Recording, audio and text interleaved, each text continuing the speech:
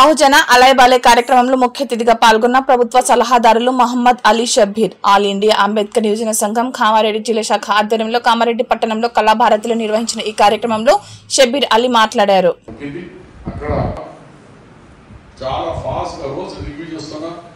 మనకు గోదావరి నుంచి తాగే నీళ్లు మధ్యలో పైపులు కనీసం ఆల్టర్నేటివ్ డే అయినా లేకుంటే డైలీ వాటర్ వచ్చే తిరిగా ఒక నెల లోపలే 2022 ఈ ప్యాకేజ్ లో మనము దాన్ని వర్క్ స్టార్ట్ చేయాలంటే 10 సంవత్సరాలు. మనం తెలంగాణ అని అసలు చనిపోయిన వాళ్ళు ఇక్కడ ఫస్ట్ తెలంగాణ 69 మూమెంట్ పెద్దగా చనిపోయింది తెలంగాణ కామారెడ్డి, కానీ కామారెడ్డికి ఏమి ఇక మేము ఖచ్చితంగా మొన్ననే 24 కోట్ల రూపాయలు రిలీజ్ చేసినాం. వాళ్ళు ప్రారంభం మొదలైనవి ఇంకా 200 కోట్ల వరకు ఈ ఇయర్ వాళ్ళకు బిల్స్ కానీ చిన్న చిన్న ఆగిన వర్క్స్ కూడా తొందరగా ఇప్పించి మనకు రిజర్వేషన్ కల్పించి దాని గురించి ఇవాళ రిజర్వేషన్ తీసేయాలా. ఇప్పుడు మన బీసీలకు 42% రిజర్వేషన్ పెంచినాం. ఎందుకు పెంచినాము? మనము సర్వే చేయించినాం, కులకరణ సర్వే.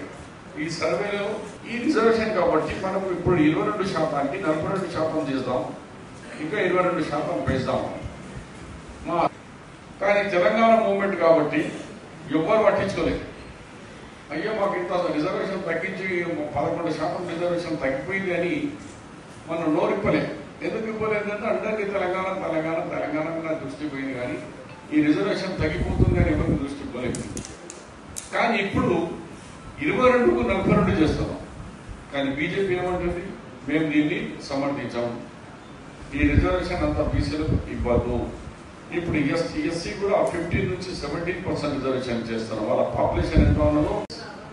అండ్ బీజేపీ ఇట్లా బాబాసాహెబ్ అంబేద్కర్ రాసిన మన సంవిధానం మార్పేందుకు ప్రయత్నం చేస్తూ ఉంటే ఈ సమయంలో శ్రీ రాహుల్ గాంధీ గారు భారత్ జోడో యాత్రలు తిరుగుకుంటా చాలా మందితో తిరిగిన తర్వాత ఆయనకి దేశమేంద్ర బాబు అని అర్థమైంది.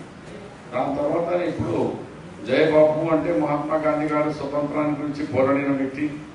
తర్వాత స్వతంత్రమైనాక మనకు ఎలా ఈ గవర్నమెంట్ నడపాలని మనకు దిశ చేసిన వ్యక్తి బాబాసాహెబ్ అంబేద్కర్.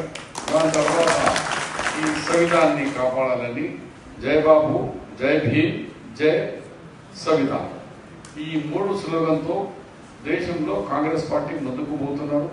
దానికి మీ బహుజన యువకులు అందరూ వచ్చి మా సంవిధానం, మా అంబేద్కర్కి మీరు సమర్థిస్తున్నారు.